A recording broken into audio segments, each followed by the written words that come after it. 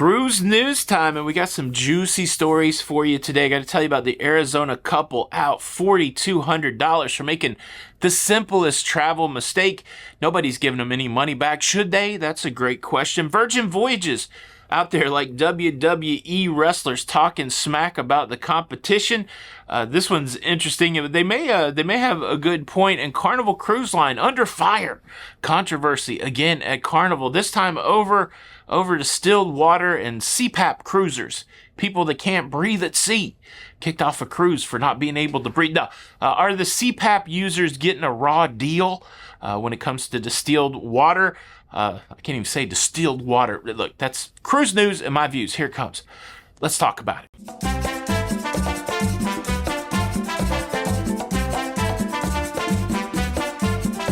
Hey, what's up, everybody? Welcome to La Lido Loca. I am your host, Tony, here with the latest cruise news and views for your face. For your face on September the 21st, 2023, and I'm currently on the ocean. I'm currently on the seas, making my way to Boston, Massachusetts. Jenny says say two poops, so Massachusetts. I hope I didn't swear there. But anyways, I'm going to Boston. And beautiful, calm seas are supposed to be there at 11 a.m. So I thought I would sneak in with a little cruise news before I get off of the cruise ship. I'm probably off the cruise ship when you're seeing this, though. So, yeah. That aside, let's talk about these cruise news stories. Cruise news story number one. There's a lovely couple in their 70s that fell in love. They fell in love the way that lovers do, and they decided to get married. That's a questionable decision. No, I'm very happy. Love you, Jenny B. Man, I'm probably going to get in trouble for that one. They decided to get married, and for their honeymoon, they wanted to go on a bucket list cruise to Hawaii. And, well, everything was going swimmingly until this couple, who spent $4,200 on their cruise, went to the cruise port to board their cruise ship. And it turns out that, well, they grabbed one of the wrong passports. They grabbed an expired passport. And because they had the expired passport and not the up-to-date passport, they were denied boarding for their cruise, and they were not able to go on a cruise. Now, fortunately, they had travel insurance, and they filed a claim with their travel insurance, and the travel insurance said, hey, man, when you bought the travel insurance, did messing up your travel documentation, was that one of the reasons we would give you your money back? And so the travel insurance company said, we're not giving you your money back. You did not have a qualifying event to get your money back from travel insurance. And then they pressed into Princess Cruise Lines saying, hey, we should get our money back because we did not take this cruise. And as of now, they have not received any money back. There's an advocacy TV channel, like, For Your Side, one of those TV channels working with them right now, I think in the Arizona area. That's a small area, right? In the Arizona area. But they're trying to work with Princess Cruise Lines to see if these people, get a refund. The reason I bring this story up is because it's another one of those cautionary tales. It's one of those teachable moments.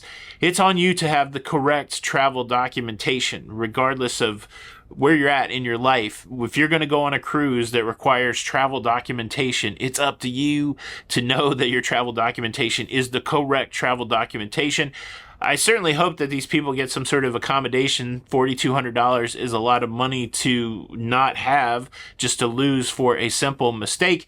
But again, an example for all of us that if you don't want to lose $4,200 on a simple mistake, make sure that your ducks are in a row before you cruise, and that includes having the correct travel documentation. I just want to kick it over to you. What do you think the right thing in this situation is? And a super bummer for those people that had the wrong documentation, but a good lesson for all of us. All right, cruise news story number two, maybe my favorite cruise news story of the day. Virgin Voyages just received an award from some website or travel, magazine. There's a lot of awards out there, and they received an award as like the best cruise line, and they used the opportunity of getting this award to talk smack to the other cruise lines, and the smack talk's pretty good. It's something that we've been talking about a lot. Let me read this post to you. We were recently named Travel and Leisure's World Best Mega Ship Ocean Cruise Line, calling out our brilliant service and attention to detail. From our late disembarkation, we let you sleep in instead of kicking you out like others do, and are exclusive to us. Virgin red hammocks on every single balcony and offering Michelin star chef curated eateries that never cost extra. Making every experience special, big or small, is what makes a vacation truly extraordinary. So don't settle for cutting back to once-a-day cabin cleaning service, paying for a suite without exclusive dedicated support, or accepting packages that no longer include tips. Let us treat you to the kind of luxury cruise experience that you deserve. Yeah, so we've heard about Celebrity removing the gratuities from the all-inclusive package. I think it might also be a swipe at Celebrity for taking away butler service. May not be Celebrity. Somebody help me out in the comments. And then, of course, most of the major cruise lines have cut back to one cruise cabin cleaning a day. But yeah, so Virgin, look, they cost more, but you get more. And that's the thing that we've been talking about. We used to pay the same amount for our cruises, but we're getting less. And so Virgin being opportunistic, they don't, of course, they need a bigger fleet if they want to service all of us millions of passengers. You can't get all the cruisers onto Virgin ships, but they do make a good point. They have excellent food that's included, and they go above and beyond. But I love the fact that they're out there, talking smack. I would love it if there was like a weekly show where representatives from each of the cruise lines would come together and do like wrestling promos, like have Hulk Hogan representing Carnival Cruise Line. Let me tell you what, brother. Let me tell you what, Mean Gene. Virgin Voyages, they're just out there calling everybody sailors. They don't know what cruising's all about. They're brand new. They don't even have a buffet. That would be an interesting exercise. What pro wrestler would you assign to each cruise line? That might have to be the conversation all on its own. Man, made my eyes water doing the Hulk Hogan. I don't think my voice was ready for that. I got that cruise voice going on. It's like 8 in the morning. It's still got that deep register. What's going on, baby? Look, I gotta tell you about the brouhaha that is swirling over at Carnival Cruise Line about distilled water, of all things. But before I do that, let me quickly invite you to subscribe. If you like to stay up to date with everything going on in cruising,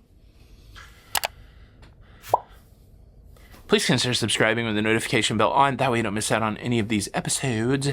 Thank you in advance. Okay. There are a lot of cruisers out there that stop breathing in the middle of the night.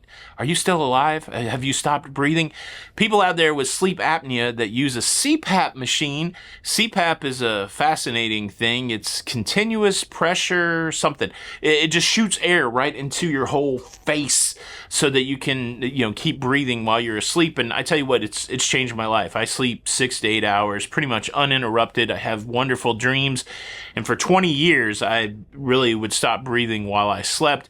CPAP is an awesome thing, and it's a challenging thing for some cruisers because most CPAP machines require distilled water that you need to put in your CPAP machine so that you can keep moisture in all of this while the CPAP is working, because if not, it'll dry out your sinuses, and it's horrible. It dries out your throat. It's not a good thing. And so fortunately, most cruise lines will allow you to purchase distilled water to be delivered to your cabin. Carnival Cruise Line is one of those cruise lines that I think for like $3.50 or $3.49, something like that, you can get a gallon of distilled water delivered to your cabin. You order that prior to the cruise, and then you're good to go. From a CPAP perspective, well, a nasty rumor was swirling that Carnival had decided to do away with all distilled waters. And I think the rumor was predicated on the fact that one cruise ship in the fleet ran out of distilled water. They did not get their delivery. They had to wait for another ship to bring distilled water to them. And I think that story spiraled into some sort of rumor, and it had to be addressed. So the Carnival brand ambassador, John Heald, came out and said, well, let me say this before I tell you what John Heald said. I don't use water for my CPAP, and I have a special CPAP, so I'll show that to you. I'll show you my setup. It's a little pricey, but it takes the whole distilled water part out of the conversation, but I'll show you that in a second. But yeah, John Heald said, no, it's another false rumor. It's another nothing that's being swirled around.